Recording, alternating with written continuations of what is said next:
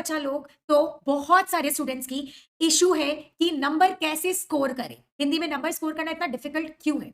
तो देखिए, आज का जो वीडियो है वो इसके ऊपर ही है।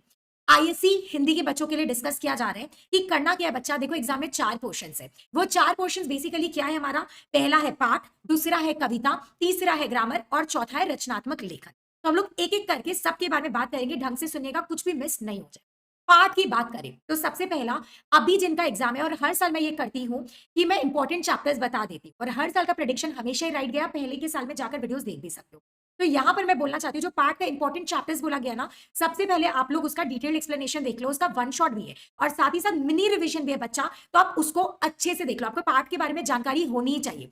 साथ ही साथ लिखना कैसे है वो स्टडी मटेरियल में, या फिर आप लोग कहीं से भी राइटिंग प्रैक्टिस करो। आप लोग फ्रेमिंग देखो कि कैसे लिखना चाहिए, तभी आप उस पर स्कोर कर सकते हो। पार्ट के बारे में जो कीवर्ड्स है, सपोज कोई पार्ट है, उसके अंदर कोई पर्सनालिटी, इंडिविजुअल व्यक्ति, ये सब के बारे में बोला गया, वो क्या पढ़ा है। जैसे पुत्र प्रेम जैसे चैप्टर में आपने देखा कि क्या पढ़ा, कितना साल बीमार था, तो ये कीवर्ड्स आपको याद करना है। ये फैक्ट्स आपको याद करना है। क्यों?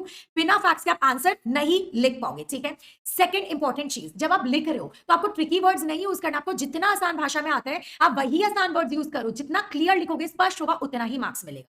तीसरा, बहुत सारे बच्चे बोल रहे हैं राइटिंग अच्छी नहीं है तो क्या मार्क्स कटेगा? Answer is no. अगर आप आंसर ठीक लिख रहे हो, राइटिंग चाहे जैसा भी है, स्पेसिंग ये सब अच्छे से दो, तो आपका मार्क्स कहीं नहीं कटेगा। बट स्पेलिंग्स पे गौर करना। ऐसे तो बोलते हैं स्पेलिंग्स पे मार्क्स नहीं कटता है, बट अगर आप एक आंसर में बहुत एरर्स कर रहे हो तो आप 95 प्लस का उम्मीद नहीं कर सकता है बच्चा, राइट। फिर आते हैं कविता में। कविता का बच्चा क्या होता है, कविता को पढ़ने का तरीका, जब अपने लाइन्स पढ़ रहे हैं, एक तो डायरेक्ट लाइन का मीनिंग होता है, एक इन डेप्थ होता है। तो आप लोगों को इन डेप्थ मीनिंग को समझना है, इसमें बोला क्या जा रहा है। इसका भी अपना डिटेल एक्सप्लेनेशन वन शॉट आप देखोगे तो पूरा ऐसे ही क्लियर हो जाएगा। और क्यूएनएस के लिए जैसे बोला कि स्टडी मटेरियल है ही। अब तीसरे में आते हैं व्याकरण। व्याकरण में आप लोग का 11 और 12 आईएससी का बेसिकली क्या 10 मार्क्स का आ रहा है, जिसके ऊपर एक वीडियो भी बनाया गया। इसमें आपके मुहावरे आएंगे और वाक्य शुद्धि आएगी। मैंने 3 लेक्चर टोटल डाला है, 2 वाक्य शुद्धि का और 1 मुहावरे का। आप उतना देकर जाओगे, आपका पूरा का पूरा 10 मार्क्स आपको मिलेगा। तो आप उतना उसको प्रैक्टिस करिए। एंड लास्ट, रचनात्मक लेखन।